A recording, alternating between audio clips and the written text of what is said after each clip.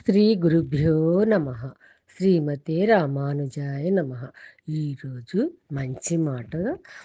చాలా ఏళ్లుగా తీవ్రమైన సమస్యలతో సతమతమవుతున్న ఒక యువకుడు విసిగి వేసారి అన్నీ విడిచిపెట్టేయాలని నిర్ణయించుకున్నాడు.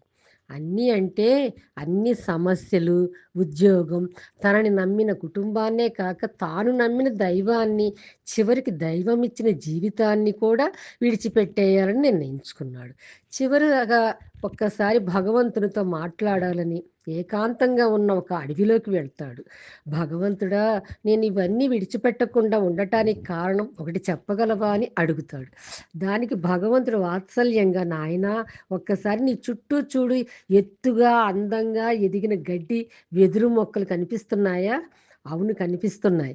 నేను ఆ గడ్డి విత్తనాలు, వెదురు విత్తనాలు నాటినప్పుడు అవి మొలకెత్తటానికి కావలసిన అన్ని జాగ్రత్తలు తీసుకున్నాను. కానీ నీరు, సూర్యరశ్మి అన్నీ అవసరమైనవి అన్నీ అందించాను. గడ్డి వెంటనే మొలకెత్తింది, భూమిపై పచ్చని తివాచి పరిచినట్లు. కానీ వెదురు మొలకెత్తనే లేదు.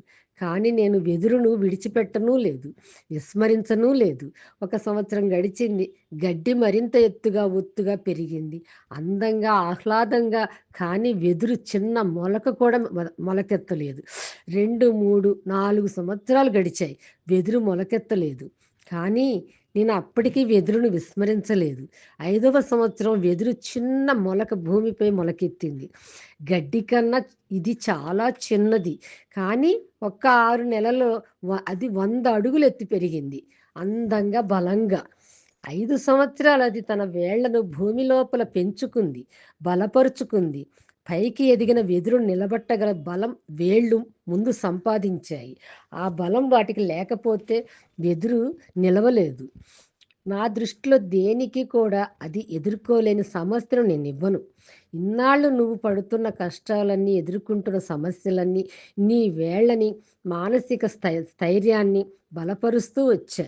వెదురు మొక్కను విస్మరించలేదు, నిన్ను కూడా విస్మరించను. నిన్ను నువ్వు ఇతరులతో ఎన్నటికీ పోల్చుకోకు. 2, అడవిని అందంగా మలసినప్పటికీ గడ్డి లక్ష్యం వేరు, వెదురు లక్ష్యం వేరు. నీ సమయం వచ్చినప్పుడు నువ్వు ఎదుగుతావు. ప్రభు, మరీ నేను ఎంత ఎదుగుతాను? వెదురు ఎంత ఎదిగింది, అది ఎంత ఎదగగలదో అంత ఎదిగింది. నువ్వు ఎంత ఎదగాలని నేను అనుకుంటానో అంత ఎదుగుతావు. నీతి. భగవంతుడు ఎప్పుడూ ఎవరిని విస్మరించడు, విడిచిపెట్టడు. మనం కూడా భగవంతునిపై విశ్వాసాన్ని, మన ప్రయత్నాలన్నీ ఎన్నటికీ విడిచిపెట్టకూడదు. నీ సమస్య ఎంత పెద్దదో దైవానికి చెప్పకు. నీ దైవం ఎంత గొప్పవాడో నీ సమస్యకి చెప్పు. మౌనం మనస్సును శుద్ధి చేస్తుంది. ధ్యానం బుద్ధిని శుద్ధి చేస్తుంది. ప్రార్థన ఆత్మను శుద్ధి చేస్తుంది. దానం సంపాదనను శుద్ధి చేస్తుంది. క్షమాపణ సంబంధాలను శుద్ధి చేస్తుంది.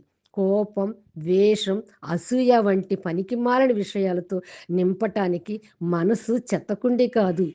శాంతం, సంతోషం, ప్రేమ వంటి విలువైన భావాలతో నింపవలసిన వజ్రాల పెట్టె. సర్వే జనా సుఖినో భవంతు. లోకా సమస్త సుఖినో భవంతు.